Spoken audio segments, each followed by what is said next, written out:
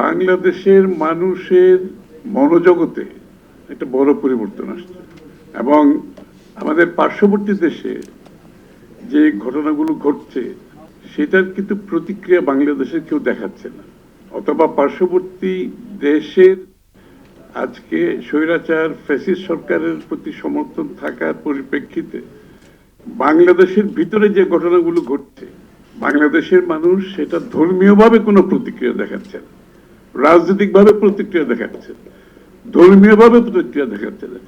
This is এই ধরনের বাংলাদেশ কিন্তু আমরা চেয়েছিলাম, যে এই দেশে যে বাংলাদেশের সব ধর্মের মানুষ আমরা শান্তিপূর্ণভাবে বসবাস করার যে বাংলাদেশের স্বাধীনতার পরবর্তী আমাদের যে মনোবাসনা ছিল, আমি মনে করি সেই দিক থেকে আমরা সফল হয়েছি।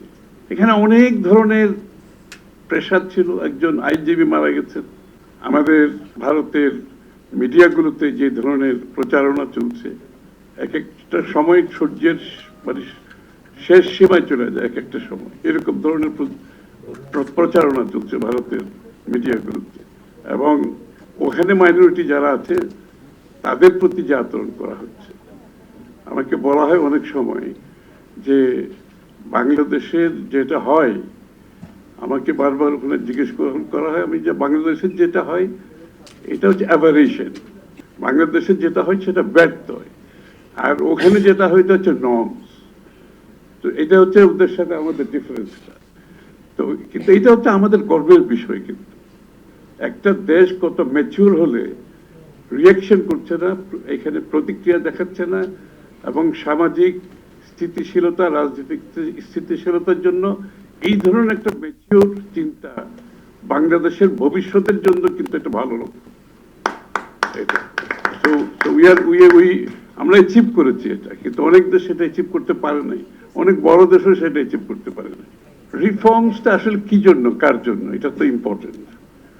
একটা স্বাধীন দেশে আমরা যখন রিফর্ম করি তবে রিফর্মের বেনিফিশিয়ারি কারা, সেটা হচ্ছে বাংলাদেশের জনগণ প্রধানত, এবং রাষ্ট্র হিসাবে আমরা বাংলাদেশকে কোথায় নিয়ে যেতে চাই, আমরা বাংলাদেশকে কিভাবে দেখতে চাই, বাংলাদেশকে বিশ্বের দরবারে কিভাবে তুলে ধরতে চাই, আর বাংলাদেশের মানুষের যে একটা সিটিজেন হিসেবে তার যে অধিকার, সে অধিকার সেটা হচ্ছে রাজনৈতিক, সামাজিক, অর্থনৈতিক সব অধিকারগুলো পরিপূর্ণভাবে একটা নাগরিককে আমরা কিভাবে দিতে পারি।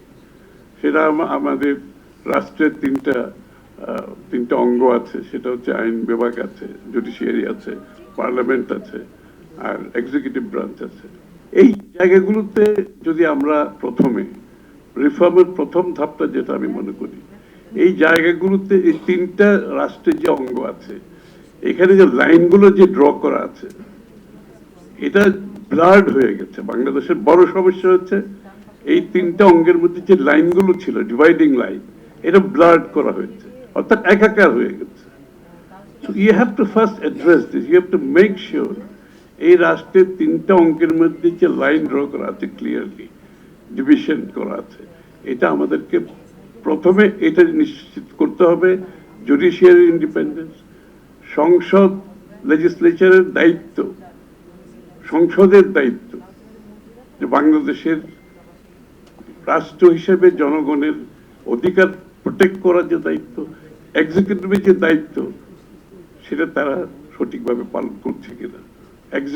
এখন এক্সিকিউটিভ ব্রাঞ্চ হয়ে গিয়েছিল সবকিছুর মালিক, জুডিশিয়ারির মালিক ওরা, লেজিসলেশনের মালিক ওরা, এক্সিকিউটিভ মালিক হচ্ছে সব জায়গায় এক জায়গায়। এই জায়গাতে আমাদেরকে প্রথমে অ্যাড্রেস করা উচিত, এই তিনটা উইংস, তিনটা অঙ্গ যে আমাদেরকে সেপারেট করতে হবে। দ্বিতীয় কথা হচ্ছে যে বাংলাদেশের মানুষের জন্য রাজনৈতিকভাবে, অর্থনৈতিকভাবে, সামাজিকভাবে আমরা লেভেল প্লেইং ফিল্ড সৃষ্টি করতে পারছি কিনা সংস্কারের মাধ্যমে। সংস্কারের উদ্দেশ্য হতে হবে যে প্রত্যেকটা সিটিজেনের ইকুয়াল পার্টিসিপেশন রাজনীতিতে, অর্থনীতিতে, সমাজে, সেই পাচ্ছে কিনা।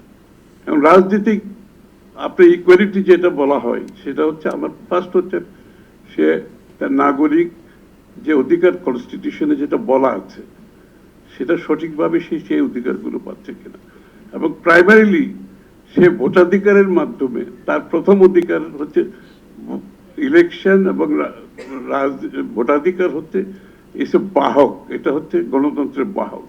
এটার মাধ্যমে সে প্রাইমারিলি একটা গভর্নমেন্ট ইলেক্ট করবে যেটা তার কাছে দায়বদ্ধ থাকবে, যেটা তার কাছে জবাবদিহি থাকবে, যেটার অ্যাবসেন্সে গত 15 বছরে একটা দানব সৃষ্টি হয়েছে, একটা ফ্যাসিস্ট সৃষ্টি হয়েছে, একটা স্বৈরাচার সৃষ্টি হয়েছে, যার কোনো অ্যাকাউন্টেবিলিটি ছিল না।